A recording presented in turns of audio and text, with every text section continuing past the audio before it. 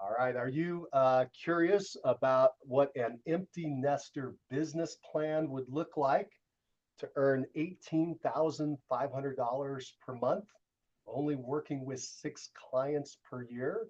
That's a business plan that I put together, and I'm going to share a little bit of that with you today. If that's something you're interested in, you're in the right place. We'll also be talking about other topics, but we'll start with that one. Hi, welcome to the RAMS Agents Production Call. The goal of the call is to help you sell more homes by maximizing your repeat and referral closings by implementing the Referral Agent Mastery System into your practice. My name is Mike Cerrone. I'm co-founder of RAMS Agents, and my co-host is Angela Newman, a master trainer of RAMS Agents. Hello, Angela. How are you today? Good morning, everybody. Glad to be here. Awesome to have you here, Angela. And thank you, everybody else, for being here as well. I am fighting the end of a cold, so my voice will be a little bit off, and I may even have to stop talking and have Angela take over in any time now, so just be aware. But I'm going to try to walk through this real quick and share some of these ideas. So here's the basic concept. Working with empty nesters, a very interesting group right now in our market because so many people are locked up because they have a super low interest rate and they don't want to move. They have just very strange dynamics in most markets. The affordability is typically off in most markets for first-time home buyers, as an example. It's hard for them to get in because of the interest rates, and more importantly, because the prices have been pushed so high. We're definitely in some kind of bubble. People don't like to admit that, but that's definitely what we are. When you look at the affordability index and where we are and where we are historically. Does that mean things are going to crash tomorrow? No. Does that mean that they could go flat? Maybe. Could they crash? Maybe. Could they keep going up? Maybe. I don't know. I don't know what's going to happen, but I do know that things are frozen out there for a lot of people that you'll end up talking to. And so I've been looking for other opportunities to add to my PCSOI, which is the focus of this call. And you're going to see how I put together a little business plan to not only work my PCSOI for half my business, but the other half of the business is to come in through empty nesters. And who are empty nesters? Empty nesters are people who are 60 years old or older. They own their own home. They've owned it probably for a long time. The only qualifications, though, is they're 60 years or older. They own their own home. Their youngest child is 19 years old or older. Okay, those are the qualifications. And these people tend to have a lot of equity in their home.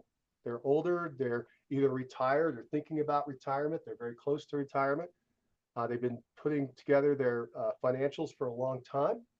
And when they decide to move, they don't care what the interest rate is. So for instance, if their legs are hurting because they're going up and down stairs and they don't want to do that anymore, they're going to move. They're not going to just sit there and suffer for a long period of time. They don't have to. They've got the assets to just buy and sell with cash or buy and sell with a huge amount of equity.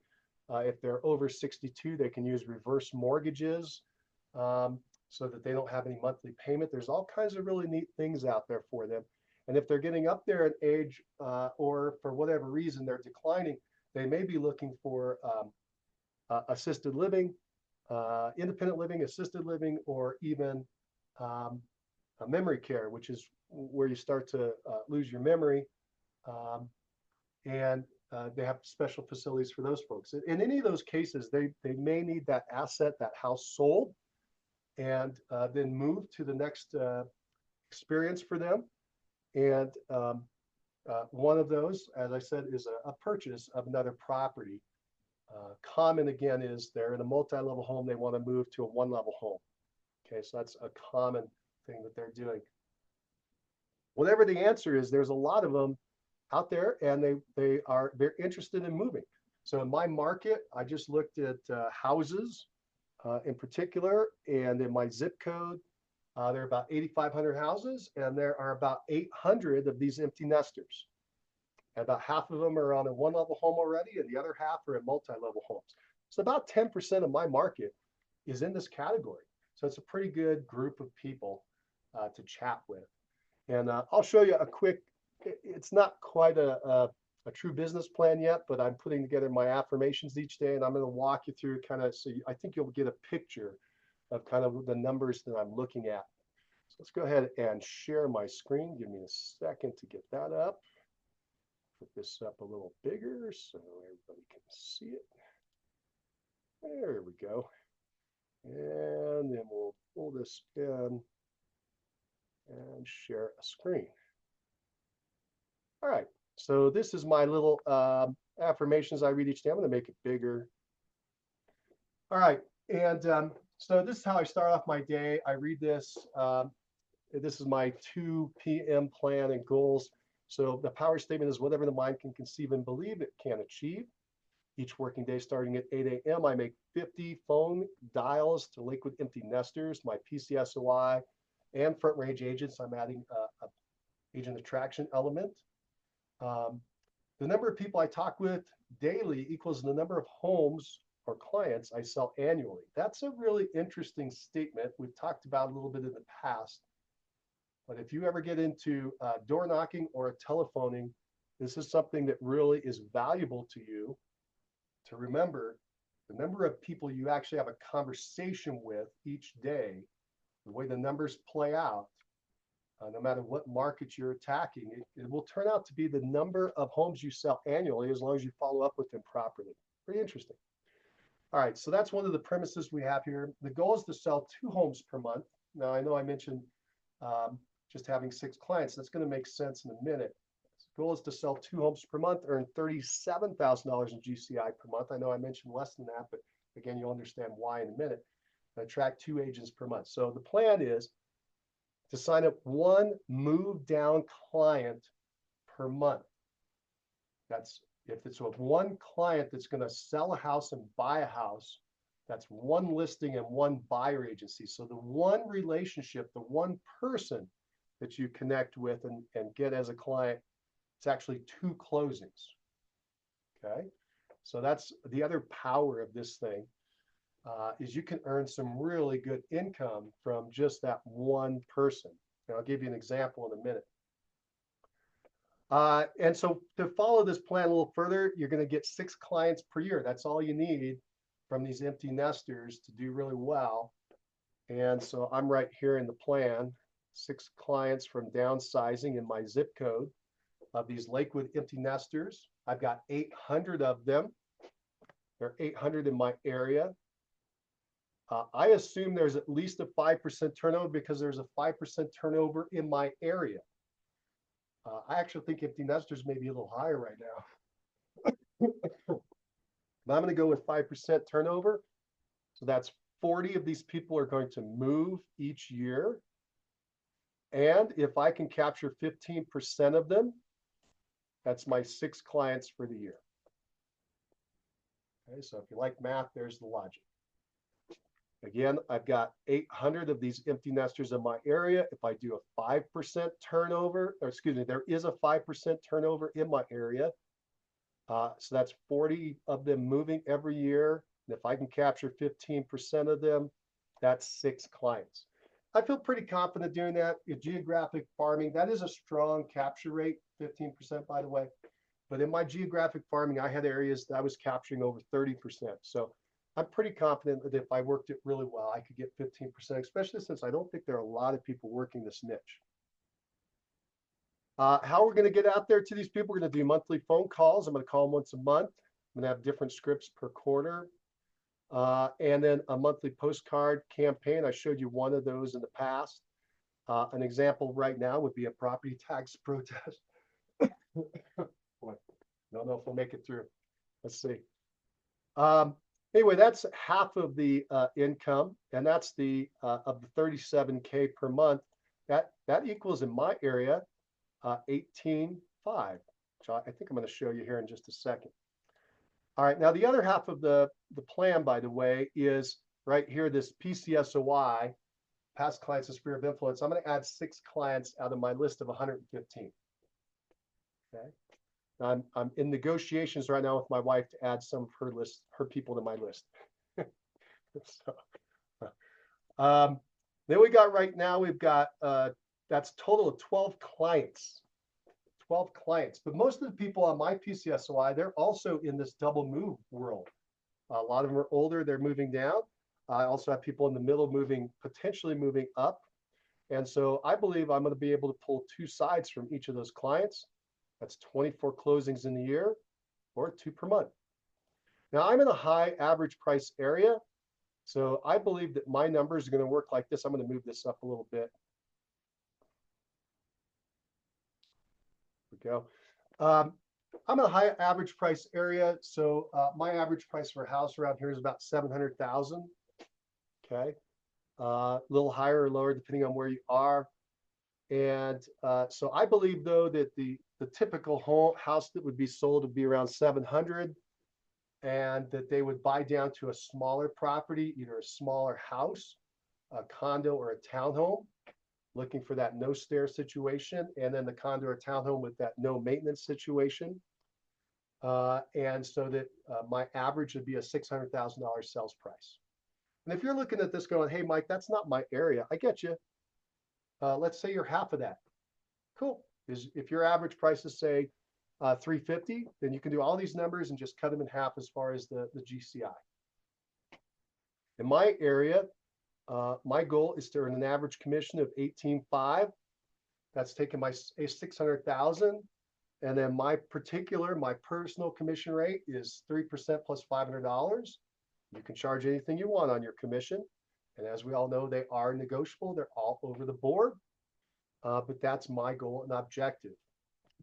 And then right here, we've got 37K in GCI per month is what the result of that is. That's the 18.5 times 2, okay, for each side of the clientele.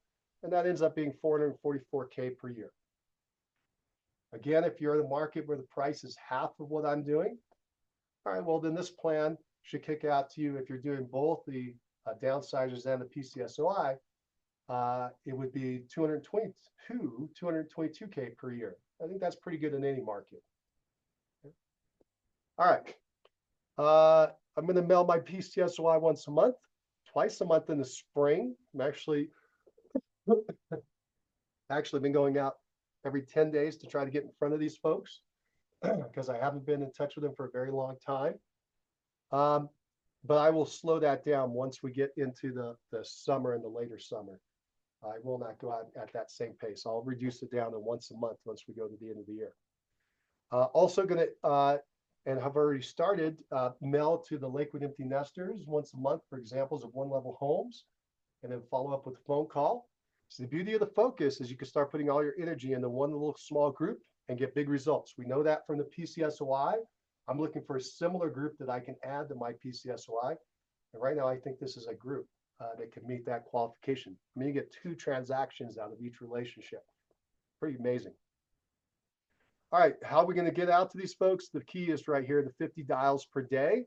That should take anywhere from 1 to 2 hours per day, depending on how quickly you're getting through your list. And typically for most folks, it's about a 10% conversation rate. So that should be about 5 people a day. I'm actually talking to more than 10% as I've been calling into the empty nesters because they're older and they tend to answer their phone, which is a nice combination. And they love to have conversations. Most of them, they're very friendly. I've only had one, quote, rude person, and she wasn't even that rude. She just basically said, hey, honey, I'm not interested in selling my house. Click. So, all right, I can live with that. Most people are pretty open to having a little conversation and chatting and telling you what they're thinking. Anyway, that would be about 250 dials per week. These are just dials, by the way, and that, again, not conversations. That's 1,000 a month, and that would cover all my empty nesters, plus some lead follow-up and my PCSOI. And again, that's starting at 8 a.m. And my goal is to have a little hour of power, get that done within an hour. Okay. This is an interesting one to motivate you when you're making your dials. If I back out my numbers, basically I'm earning $18.50 per dial. If you were going to get a $20 bill every time you hit the phone, the dial, how many dials would you do and how often would you do it? So we kind of forget how profitable this thing could be. So it's $18.50 per dial. How do I get there? I got my 18.5 in GCI. Excuse me. And then I take that and divide it by, that's how much I would earn per month in this group. And I divide that by my 1,000 dials, and that gives me my number. And that's my plan. And I just wanted to give a quick example. Like, so we're in these numbers here. Where's my numbers?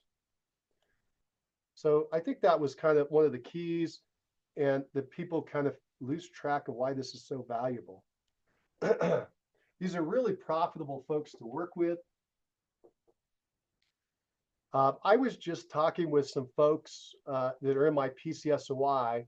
It turned out it was better for them not to move, but they were thinking about doing this. They were thinking about selling their house and buying a house, and these numbers almost exactly match. They were selling just over 700, and they were going to buy right around 500. That was their goal. And if that had come together, I was going to earn, I'd estimated it right around 35. And now I think the number is closer to 37. But that's where I start to say, wow, this is a really interesting market. I started 30 some years ago.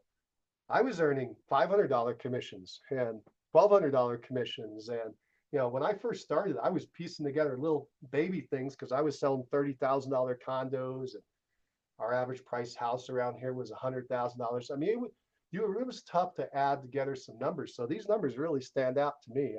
Anybody like the idea of 37K a month? I don't. Anyway, that's why I'm looking at this market so much. Give me another second. I'm almost done. I didn't think it would take this long, but let me share another bit of information. Hopefully it's helpful in some way. Let's do this now. All right, so let me clean this up. So as I make my dials, this is kind of what I do. This is what I've got here is I do a split screen. I do everything on one screen. I know a lot of people today have multiple screens. My wife does that, and I was confused as all get out trying to help her negotiate around that thing to do a little project. So I'm old fashioned. I like one screen. So I split it up. So I got a script on the left, and then my calls, my dials happen on the right. And these are some of the lists that I have from a program called My Plus Leads. They have a really great empty nester group. So let me move this over for here for right now. I'm going to look at the right side, just show you some of these numbers again. So empty nesters in my area, this is my zip code 80228. I got 413 of these folks that they found right there. And I just did a quick search, and then it saves the search, and then I can just go in there and dial. I also went for my whole city just to see what was going on there in case I needed more numbers. And so I found in another zip code there were 106, and another one was another 106, interestingly. And then another one was 367, and then 32, and then finally 134. And this was just for the people who are in a two-story home. And I think the number is right around 1,200 if you add all these up. And then if you add the ranches, these people already are living in a one-level home, that bumps the number up. It basically doubles the number in my area. So this is just for the 80228 zip code. Again, my two-story people are 413. My one-story people are 372. These are all empty nesters. So I have just about 800 empty nesters just in my zip code. Mike, I've got a quick Go ahead, question. Blake. Yeah. The two-story and one-story delineation, is My Plus Leads cranking that out too? Yeah, it's pretty cool. That is cool. Okay. Yeah, you can't do a My Plus Leads, and these databases are really cool. There's a lot of data that they can parse on, that they can split up on. They can't, at least in this grouping, do in this system, do age. Sure. I asked for that if I wanted to split out age on other groups. However, if they do it formally, they can. So they've already created this group called empty nesters. And so it's the age of 60 plus. And in addition to that, I mean, look at all the data they have on us out there. It's crazy. But in addition to that, they know that the children living in that home, the youngest one is 19 years or older, or they're either living in the home or they've already left. That's kind of crazy too, if you really think about it. They know that much data about us, but they've been collecting forever, you know, in your Facebook feed and your credit report and everything else. You just have all this data, these databases. And I found this data elsewhere, but for a lot more. The nice thing about My Plus Leads, I'll show you that real quick. Let's move this out of the way. They've got a really inexpensive program. I don't know if you can see it, but the neighborhood basic program, basically all that information I just went through, just like 49 bucks a month, even as a 14-day trial. I have an affiliate link. I'll put it down in the bottom of the video if anybody's interested. It doesn't charge you anymore, but I get a couple bucks if you end up doing that. Anyway, this is a really neat program in that you can get just this raw data for just the 40 bucks a month. And then you can hand dial. I'm actually using their dialer too, which is an extra $100 a month, and you don't need to start there. But that dialer is really cool. The reason it's neat is it's a single line dialer. So you're just making one dial at a time, just like if you were doing on your phone. That's why it meets all the new rules that are coming up. The interesting part about it is it rotates through 5 different phone numbers. Okay, so it rotates through, you are assigned 5 different phone numbers. Most of these companies will only assign you 1 number. And then if you get labeled as spam, nobody picks up anymore. This company actually gives you 5 different phone numbers. So if one gets labeled as spam, you're still using the other 4 to get through. It's pretty neat. I have definitely improved the pickup rate by quite a bit. That was the one thing I was really hating about calling expireds is once you get on that labeled as spam, nobody picks up anymore. And you're spending your whole time watching this dialer go and not talk to anybody. This thing, I'm talking to people. It's fun, actually. I enjoy these conversations. They're pretty, I'm meeting some really interesting characters. I just met, I think I told you guys already, but an 85-year-old lady was on the phone with me. She's really sharp. I'm talking to her, 85 years old. And she says, yeah, listen, honey, I got to get going. I got my workout coming up. I said, your workout? She said, yeah, I have a physical trainer that I meet with 5 times a week. Like, awesome. No, I'm sorry, not physical trainer. An exercise partner I work with 5 times a week. I'm like, wow, okay, great. Awesome. So anyway, that's what's going on there. But I want to show you these numbers and how you can kind of parse this out. And it's kind of cool. This is I'll move this over in case it's in the way. This over here on the left is the script that I put together to talk to these folks. And I'm constantly updating it and so forth. I've got one that I leave if I leave a voicemail, and I got one if I get into a live conversation. And so I'll go ahead and run through that real fast. And by the way, this is all just based on Ricky Caruth's script, and I just updated it for what I'm doing. I'll just go into the live one, speed it up a little bit. So I give somebody the answer. I say, I was just talking to Blake. So, hey, Blake, hey, this is Mike Sorley with Epic Realty on Green Mountain. How are you today? You let me know. I say, great. I'm loving this weather and changing the seasons. How about you? That usually, by the way, I thought that was a dumb question. I thought this was a risky script. People really start to open up. It's kind of interesting, especially, and maybe it's just the demographic. They actually start to open up. They start to talk about the weather because we get all kinds of changing weather up here all the time. There's a joke in Colorado. If you don't like the weather, just wait 5 minutes. So anyway, then you get right into it. You say, hey, fantastic. Look, I don't want to take up too much of your time, but I see you're in a multi-level house. Let me ask you, do you need a 1-level home with no stairs? Yeah, I got some really nice ones up here on Green Mountain that I'd love to show you. And then they start talking. They start to tell you what they think. Again, these are all kind of open-ended questions. Let them talk. That's the key. And then if they do say yes, then I've got a little series of things I want to run through. So I'll say, hey, cool. We've got one level houses, townhomes, and condos. I can send you a list with pictures and you can tell me which ones you like. What's your best email? And I get their email. And then I've actually already set up a little web page that's pulling off the IDX, all of the one level houses, condos, and townhomes. And so I'm just going to send them a link. So they're getting the most current information. They can see all the pictures, everything. Pretty cool.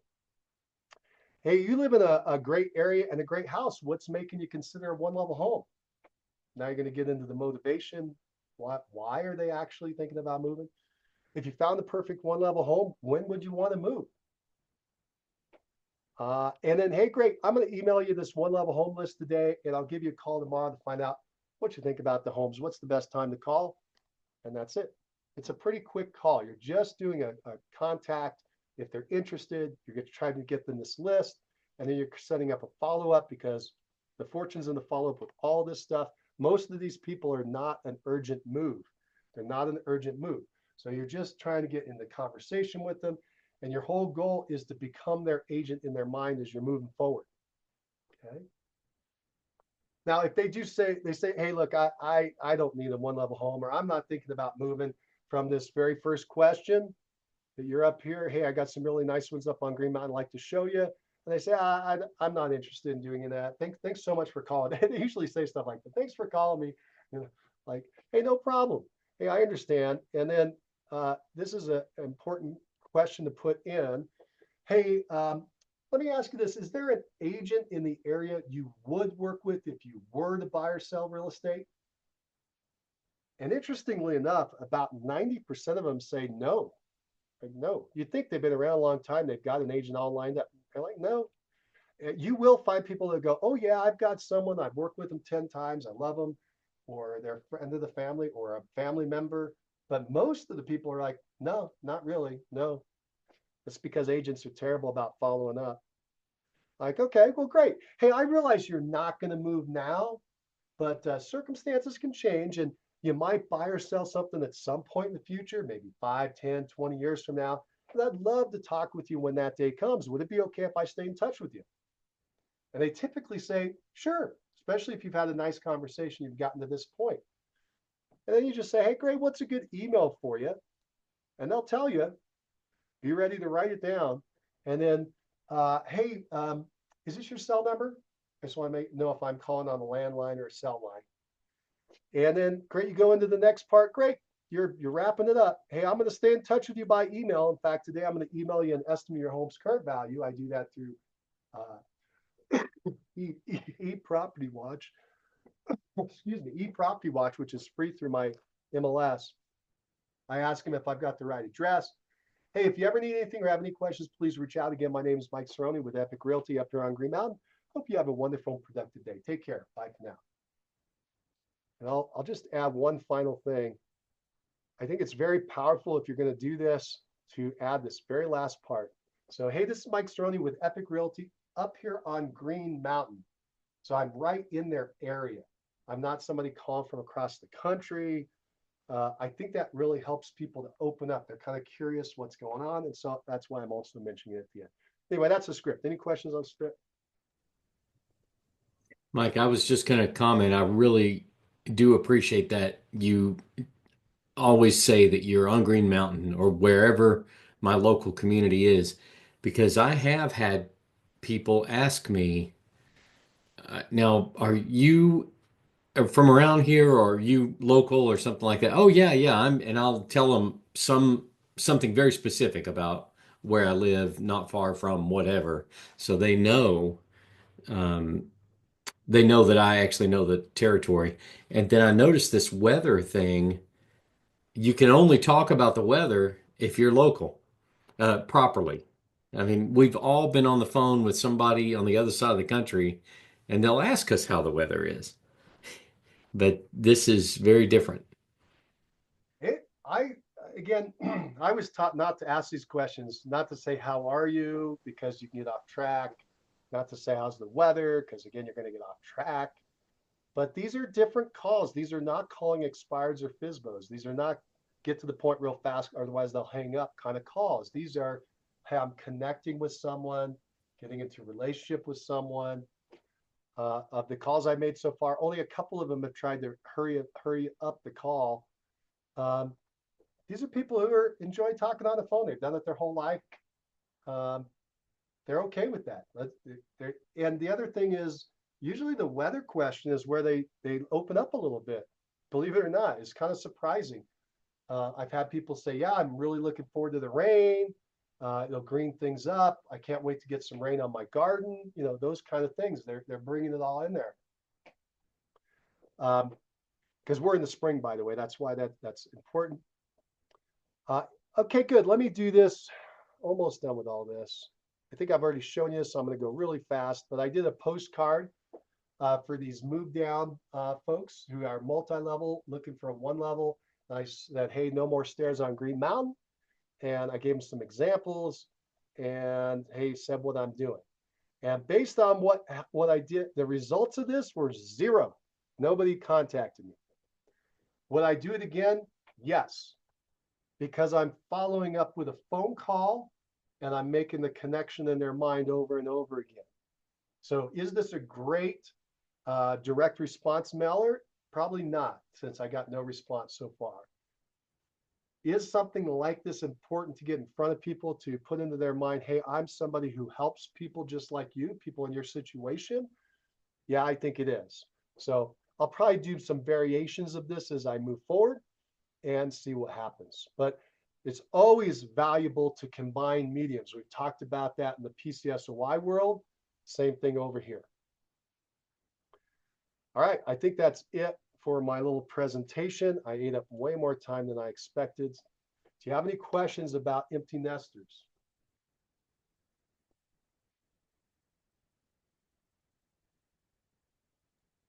So my one thought, let's say that I don't think I can do 50 calls a day. So just math wise, I can do 25 calls a day or whatever. Then the math still would work. Or I don't have that many people in my area that are empty nesters. But the key is that, yeah, just to be consistent and follow that formula to get the result. It's a great question, Angela. And to answer your question, you probably have more empty nesters in your area than you think, first of all. Secondly, you won't know, by the way, until you look into it. You just won't know until you do the research. But you probably, again, have more than you expect. I didn't expect that many.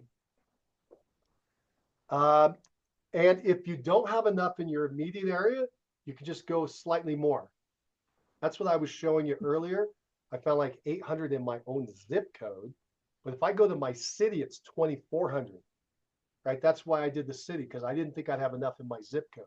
So you could just keep expanding out till you had enough people that met your needs for part of the question. The other part of the question is absolutely, you could start with just small. In fact, that's what I've done with most of the stuff that I played with, is I'm trying to get myself back into calling. I never was a big prospector. In fact, I hated it, quite honestly. I really did not like it. I did it in the beginning of my career and I had results. The very first listing I had was a complete cold call out of the phone book. And that was my 4-hour listing presentation. Little old lady didn't know me. I didn't know her. I had to explain everything and do it for the first time. So that poor lady, I dragged her through the 4-hour presentation and she did sign up at a very high commission, by the way, for then and now. Because I didn't know any better. I was just like, here's what I got to do. But anyway, I was from a cold call. I got FSBOs. I listed FSBOs, and I think it expired off the cold call right away. But I didn't enjoy it. I didn't like it. I immediately tried to find something else. But now that I'm looking at this, going back into it, it's so profitable to make the calls compared to the direct mail, because I've done literally millions and millions of pieces of direct mail. I know it works. I know it works. But I also know it can fail. Like I just told you, I sent out that postcard, nothing happened. It's a lot of experimentation. It's incredibly expensive. And even when you get it to run right, it's really difficult on your margins. So cold calls, I can go directly and have a conversation directly with somebody that I want to talk to. That's why I know logically it's the right thing. And just like you, Angela, I'm trying to get myself emotionally in alignment with making those dials. And the nice thing is these people are really friendly. There's no fight back. It's not like expireds where they got 50 calls that day from agents and they just don't want to talk to a single agent. They're so mad. Expireds and FSBOs work, but they're incredibly competitive. These people, nobody's calling them. We're just calling out of the blue, just a group of people. It's just we happen to know a lot of them are going to move, and a lot of them don't have an agent. So, and as you can see, the commissions are huge because they're doubled up in your area. So Angela, could you start with calling 5 a day? Sure. 10 a day? Sure. Remember, these are just the dials. Just the dial. So if I dial 50, I won't have 50 conversations. Statistically, I only have 5 conversations. Although, as I said, it's my personal stats are probably going a little higher than that. Maybe I'll give a report on that later. All right, good. Any other questions or comments?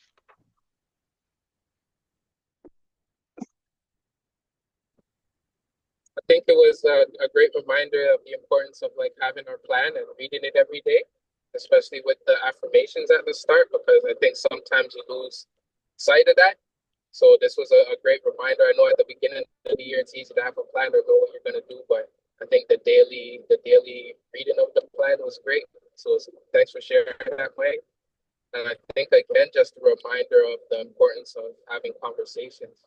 I know like a lot of times it's easy to get so caught up in administration or doing showings or this and that, whatever we have to do as agents, but just again, the importance of those, how you said it again, it's the amount of conversations you have every day that is how many transactions you'll do in the year. Absolutely. It's a good point, Tristan. Many good points, actually. Those affirmations are probably the most important thing. People always forget. I wasn't doing them. I fell out of it. I was doing the beginning of the year. It fell out of it. You got to get your mind straight and get back on track. And so I've reincorporated that into my day. This cold has thrown me off. I haven't been able to make dials for a week. But my goal is to get back into that here real quick. The other beauty is it puts in your mind the plan and the strategy, and you realize you can do it, and it makes sense, and it makes logical sense, and it's a lot easier than you think it is by your plan breaking it out and not making it so heavy. And yeah, that is a really good ratio to think about. Number of conversations per day. This is with strangers, by the way. Number of conversations per day equals the number of closings per year. Your PCSY should be a higher number. I also really like kind of working off of Tristan's comment there, the valuation you've put on a repetitive activity, like the dials. In your case, you calculated that there were $18.50 per dial. And that I'm thinking about Tristan going knocking on doors.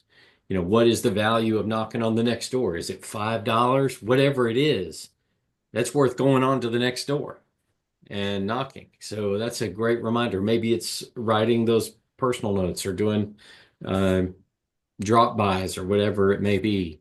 Think of it in terms of this is important to my business and it's worth X amount of dollars for me to keep doing these repetitive things. It's exactly right, Blake. It's exactly right. It's another motivator. And it applies for Tristan on the doors. This is just a number of conversations. In fact, his number is probably going to be stronger because he's in person. A face-to-face conversation is always stronger, better, and a higher result than over the phone because they can just see your body language. And as you've noticed, Tristan has a lot of energy. He's very positive, and that's going to translate into much better results. But he's going to have some kind of ratios, so he's got to track that. And he definitely could figure out what the dollar per door is of that door knock, what it ultimately ends up becoming. Yeah. And that could certainly be a motivator. Knock another door to earn another, we don't know his number, let's say $20. Knock that door, that's another $20. How many can you knock 5 doors? That's $100. Keep going. Yeah. All right, good job. Good job. All right. Well, hopefully this was helpful in some way. Let's do this. I gobbled up a lot of time, but I want to still ask, do we have questions, burning questions on production you would like us to go through today?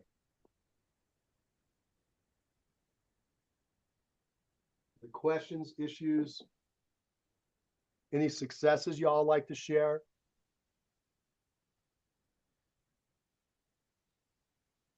I'd like to just share real quick about, we've talked about it before, and it's been a part of my business for a very long time, but those weekly calls when you do have a listing and you have a seller that maybe the results they haven't received an offer yet, and you need to stay updated how important they are. And I did one yesterday, and one of the sellers is an engineer, the other one's a pharmacist, so they're very detailed.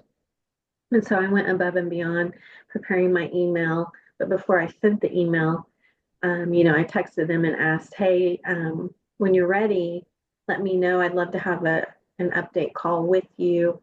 So we went through it on the phone. Before I sent the email, I said, okay, I have it all in an email format.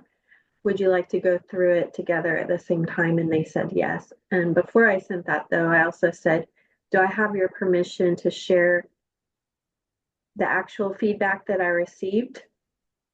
Or would you prefer me to kind of just summarize it for you? I said, some people prefer one or the other. And they said, no, I would like to hear exactly what they said. So I said, okay. So I emailed it to them. But again, just a reminder, go with the personality. If it was a very direct person, I would not have gone through that. I would still email the stats because so they have it, but make it very quick and easy to read. And then the call would be very quick as well. And it went well.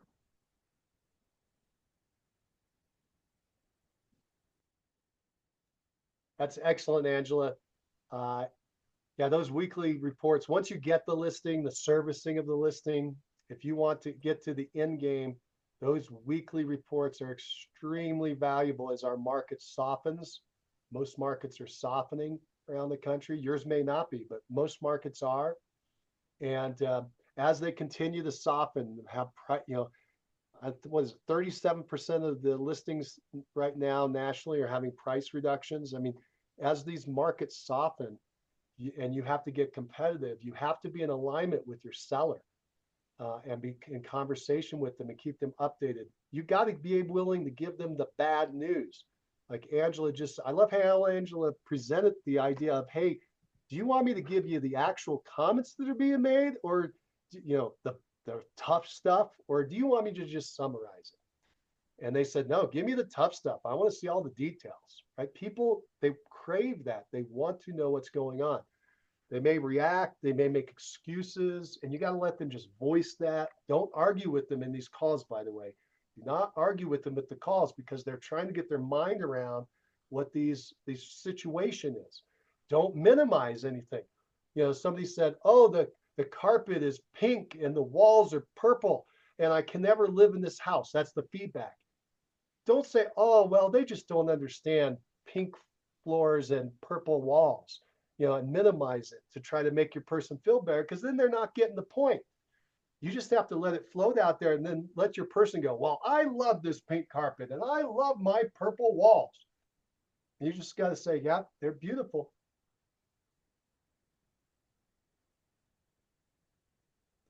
Well, what do you think we need to do about it? And then you start to give them some ideas, right? So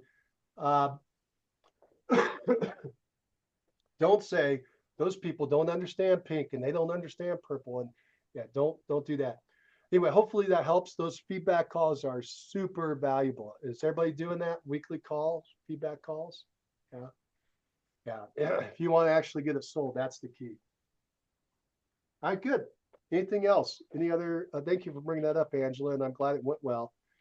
Any other issue you guys want us to talk about, work on, or address?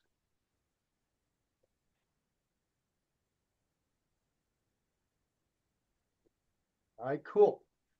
Cool. All right. Well, this was a fun call. I'm going to go ahead and wrap up the production side of our call, and we'll move into our huddle, our daily huddle, where we talk about two things. Number one thing you did yesterday to move your business forward. Number one thing you're going to do today to move your business forward. Who would like to start?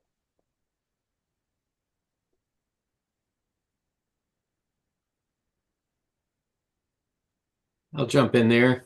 I yesterday had a number of conversations with my clients who I am representing them as they are buyers.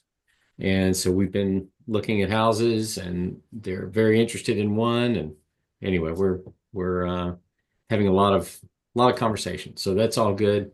Also, so that was number one thing yesterday, I guess. And then number one thing today that I've got to get done is I've got to get some things moving on this land that I'm listing. We're still waiting on some things with the weather that affect the cutting of the grass and stuff, but I do have a meeting set tomorrow morning for coffee with a developer in the area. So he and I are going to be talking about this property. So I got to get kind of prepared for that. That's fantastic and very exciting, Blake. Good job working with your buyer. This idea of working the land that we talked about before, this niche, that's a notice as you're moving along this niche and working this project to sell this land, you're making more connections. Like, I don't believe we talked about it last time you brought up the idea of land, but that you need to make connections with developers, right? With other potential buyers to this property. And if you go into this niche, that's what'll happen is you'll become an expert with connecting all these people that want that kind of thing, and create a database of all these folks. Hopefully an easy way to reach out to them, say email, where you get one of these new listings and you can let all these farmers know, you can let people that are right next door know, you can let developers know, like we didn't even have them on the list. There's probably going to be a whole bunch of them that you're going to reach out to and say, hey, I got this piece of land. If you're interested, let me know. That's awesome. Good luck Yeah. on the meeting with the developer. Oh, and you'll love this now that I'm thinking about it. The developer connection came through my recruit, Kim Tucker. So she's the one who put that together. Beautiful, isn't it? Yeah, it is. Web of relationships. Yeah. Intermixed. Thank you, Blake. That was a fantastic update. Thank you. Thank Who would like to go next? We still recording, Mike? Yes, Tristan, we are still recording. The number one thing yesterday for me was started working on my postcards from the people that I met last week door knocking. But number one thing today is getting my operations back in place. Like today was a great reminder of the importance of having that plan together and like a daily operation, so to speak. Because before I was waiting till the weekend to write my postcards, but now that I'm making more connections every day, I'm realizing I got to start doing that at the end of the day instead of on the weekend. So just making some adjustments to the operations today is the main thing, and trying to get out there as well and have some conversations. When you say postcards, Tristan, do you mean like a handwritten card? Yeah. Yeah. Yeah, that's awesome. I think I showed you all this before, but I've got a little postcard that I've created. It's just simple. It's a postcard size, so postcard rate, just a quick note. And when I'm talking to these empty nesters, I created this for the empty nesters. I'm talking to them on the phone. I have a good conversation. I flip it over. I write a little note, send it out to them. Like I had a lady the other day who said, I'm not interested in moving to a one-level home, but how much are they? And I said, oh, well, here's what they are. She's like, are those houses just houses? I said, well, yeah, they're houses, condos, and townhomes. Oh, that townhomes too? Yeah. Do they have any stairs? Like she's getting real detailed. And I said, oh, yeah. Yep. She said, my husband will never move. I said, well, have you thought about moving? She said, well, I've thought about moving, but my husband, he'll never go. But my sister is really looking at getting into a one-level home. I said, great. Yeah, can I talk to her? She said, not yet.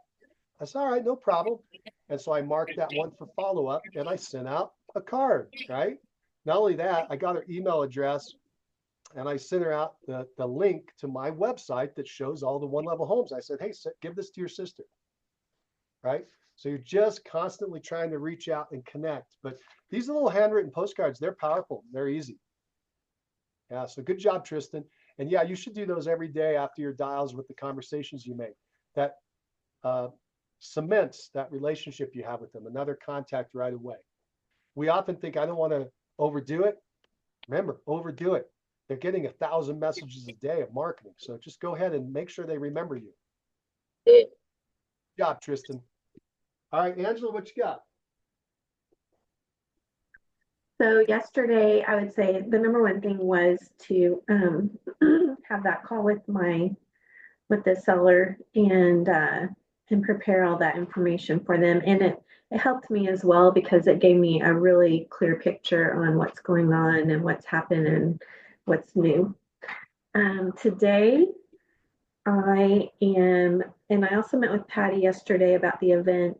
And so today I'm going to continue working on the event. That's my number one priority right now, is to get some of the big stuff going, because the rest of the stuff will just be continuous.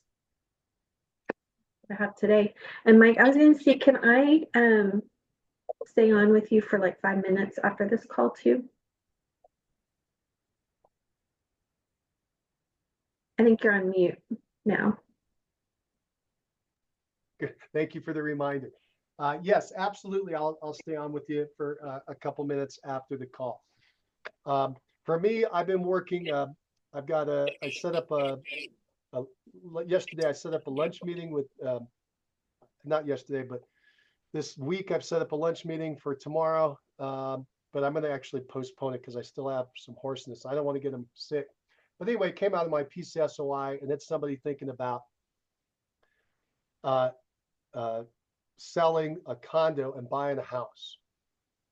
And they have a relative renting the condo who might want to buy. So potentially 3 deals.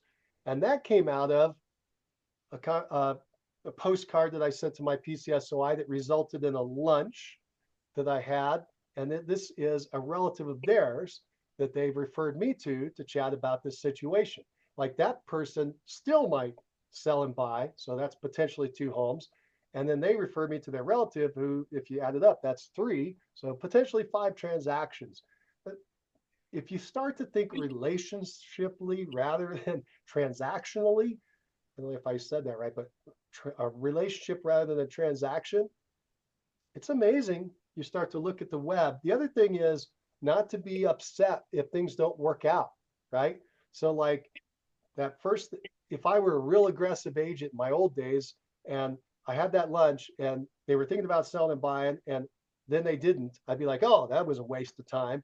And now I'm like, no, that wasn't a waste of time. That was developing the relationship. And in fact, during the conversation, I told them not to sell. I told them, stay where you're at, work it out first. And if it doesn't work out, then we'll talk. But here's some ideas on how to work it out. Like, I'm going against it. I'm pushing against it because I believe it's in their best interest to stay. I really do. But if that doesn't work out, then fine, I'll help them move.